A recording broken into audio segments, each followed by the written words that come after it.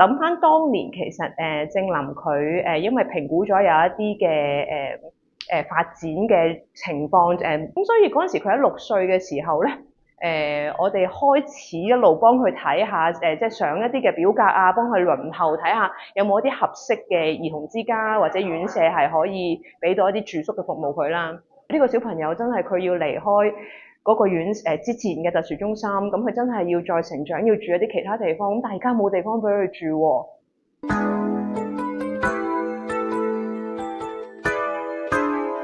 我聽到你話有個女仔，咁佢就嚟開學咯喎，9月啦嘛。係啊。但係有啲院舍係 reject 佢嘛，咁我就覺得，即係我哋要為呢個孩子去諗一啲嘢咯。聽到佢真係未有院舍去收佢嘅時候咧，我都好緊張，所以咧我就話你試下啦，你報啦，你就試下就申請兒童之家啦，得唔得咪睇上神嘅手咯。其實一路好順暢啊，每一步都好有預備，係面試啦，然後開始預備入嚟啦，即係中間其實係有好多播到兒童之家嘅同事幫手啦。我所知咧，琳琳初咗嚟嘅時候咧，好特別就係咧，佢好多嘢係唔識嘅，姐姐要教佢沖涼啊，要教佢做好多嘢。咁有聽到咧佢好有進步。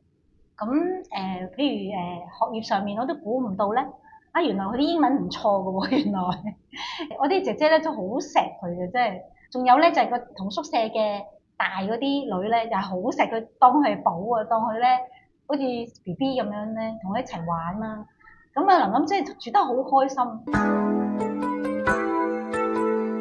真係一個好細個嘅小朋友，到而家見佢真係一個亭亭玉立嘅一個小女孩啊！其實佢一路以嚟都好中意打扮嘅，咁今日再見到佢，一個好靚、好可愛、好即係大個女嘅一個小女孩，同埋周邊佢唔再係一個咯，而係佢有佢嘅爸爸媽媽、哥哥姐姐一齊嘅時候，我覺得即係呢個就係我哋做呢個工作裏面，做人嘅工作裏邊，培育小朋友裏面，你最開心見到一樣嘢，佢擁有一個佢屬於佢嘅家人家庭，係咯。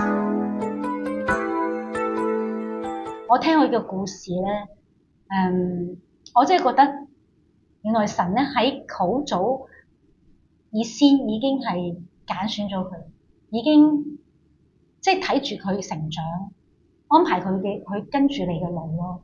正林去咗澳洲咧，我都透過同事咧知道佢啲消息嘅，咁見到佢真係英文好勁啦，喺屋企啦，同埋喺學校啦，都係覺得係好快樂嘅生活。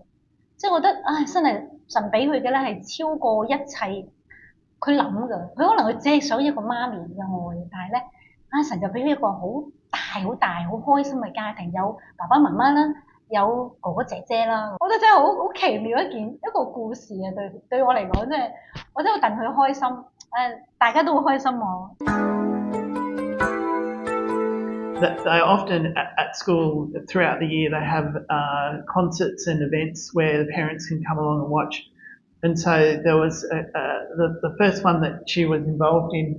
She had a speaking part, and so she did her little part, and then she said, "I was so happy I finally had a mum and dad to come and watch." And, she did. It was sad, really. Yeah. And we said, that's like it was so like in her obviously in her little world. Something that she'd never had before, and she was so happy to finally, like at her school, have that happen. Come and watch her. We think it's important to keep strong ties with ECH for her and the people she knows. So that's what we sort of want to fit into our family culture and our family routine. And I think in adoption it lessens her loss if she can feel like she can keep those connections. And still and it's accessible. People who love her and they're still there for her and part of her life. 燃亮生命，請捐款支持播道兒童之家。